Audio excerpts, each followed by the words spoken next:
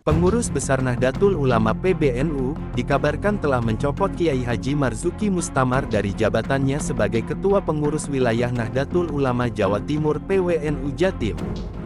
Gus Salam mengatakan, alasan PBNU mencopot pengasuh Pondok Pesantren Sabilur Rosyad Gasek Malang ini dari jabatan sebagai Ketua PWNU Jatim ini tidak jelas.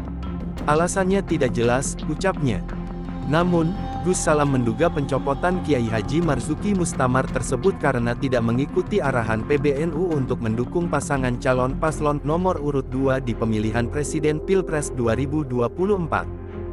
Sementara Ketua Umum Pengurus Besar Nahdlatul Ulama PBNU Kiai Haji Yahya Kholil Stakuf Gus Yahya menegaskan, Khofifah Indar Parawansa harus nonaktif dari Ketua Umum Pimpinan Pusat PP Muslimat Nahdlatul Ulama NU jika memang secara resmi telah terdaftar dalam tim kampanye pasangan Capres-Cawapres Pemilu 2024. Inilah Ketua PBNU yang katanya tidak mendukung Capres atau Cawapres manapun, namun nyatanya pernyataan pemecatan Kiai Haji Marzuki Mustamar tanpa menuai tanda tanya kini menjadi kontroversi di kalangan masyarakat karena sangat berbeda cara Gus Yahya menyampaikan pemecatannya Kiai Haji Marzuki Mustamar sangat sangar pidato-pidato di video yang lagi viral saat ini di dunia maya, NU tidak boleh ikut politik.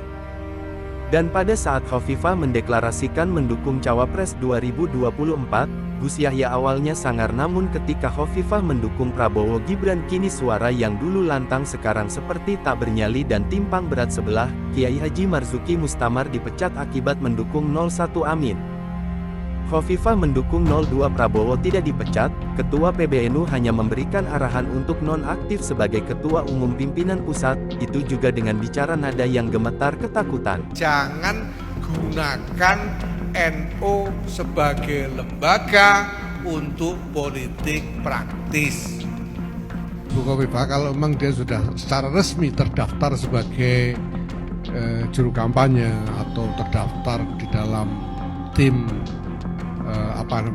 TKN, tim kampanye nasional, kalau sudah terdaftar resmi maka dia harus nonaktif dari jabatannya sebagai Ketua Umum Muslimat NU, karena Nahdlatul Ulama sudah menetapkan parameter dalam hal ini, yaitu bahwa pengurus-pengurus di lingkungan PBNU yang terlibat secara resmi di dalam tim kampanye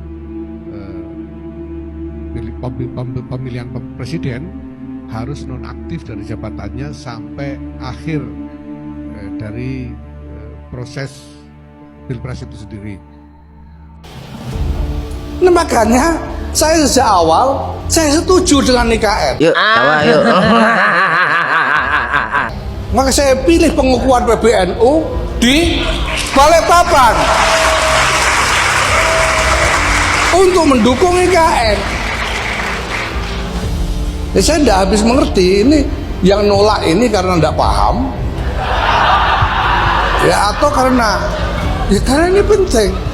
Maka saya tertarik dan saya setuju, terus Pak, setuju dengan strategi yang dipilih oleh Pak Jokowi untuk membangun food estate, membangun industri produksi bahan makanan secara besar-besaran. Selama ini orang mengkritik bahwa dicoba beberapa kali gagal. Kalau gagal itu menurut saya soal teknis. Kalau kita perbaiki teknisnya, teknologinya dan sebagainya bisa berhasil. Tapi kita harus memacu produksi pangan secara besar-besaran secara dalam negeri supaya kita mandiri secara. Pemerintah Pak Jokowi itu bikin strategi hilirisasi. Hilirisasi itu artinya tidak dijual mentah-mentahan, tapi diolah dulu baru dijual.